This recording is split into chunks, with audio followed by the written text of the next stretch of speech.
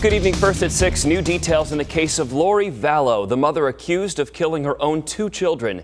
And including the kids, there are at least 5 deaths now linked to Lori.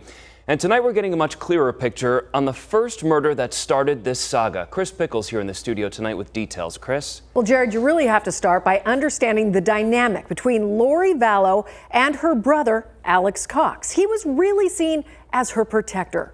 Well, it was 2 years ago this month that Alex called police to report that he shot his brother-in-law in self-defense.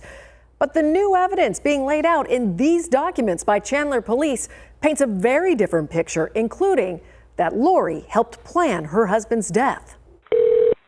Fire department, what is the address of the emergency? I got in a fight with my brother-in-law and I shot him in self-defense. That was the 911 call made by Alex Cox claiming self-defense. But now, Chandler Police are revealing what they say was the true motivation for murder. The victim, Charles Vallow, was planning an intervention for his wife Lori, trying to get her a mental health evaluation because of her extreme religious and apocalyptic views. Lori believed she was an exalted goddess, that she was chosen to prepare a select group of people for the end of the world, and that various people, including her husband Charles, were possessed by dark spirits. She also believed that Charles had to die so she could marry Chad Daybell and fulfill their religious prophecy. Lori's 2 children, Tylee and JJ, would later be found buried in Chad Daybell's backyard. Chandler Police Department, anybody inside, make yourself known! This is the body cam footage from the day Charles was shot to death by Lori's brother Alex at her Chandler home.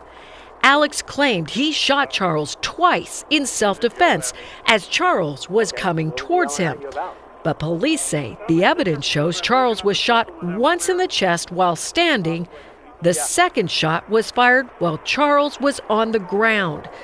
As Charles lied there, either dead or dying, Alex waited 43 minutes before calling 911. And while on the phone, Alex pretended to give Charles CPR, but did not. Investigators say Lori was at the home with Charles and Alex, but as she was leaving with Tylee, they heard the first gunshot. Lori then ran errands, including getting hamburgers and buying flip-flops.